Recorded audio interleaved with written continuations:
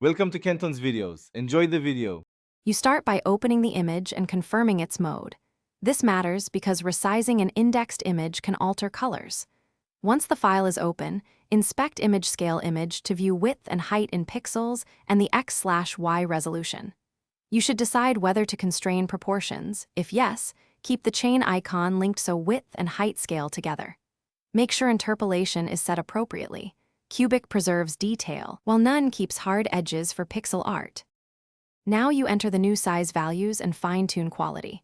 You can type a target width in px or a percent like 50%, and the link chain will auto-adjust height, unlink if you need non-proportional scaling. Select interpolation based on content, none for pixel art, cubic for photographs, sync, Lanczos 3 for high quality. Once values look right, click Scale. You'll see the image redraw for large reductions. Consider sharpening slightly after scaling to restore perceived detail.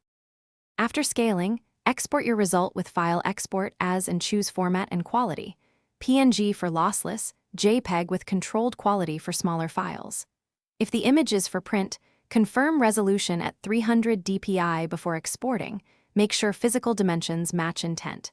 If edges look jagged or detail lost, undo and try a different interpolation method or scale in smaller steps. Finally, save your XCF to preserve layers and settings so you can revisit edits later.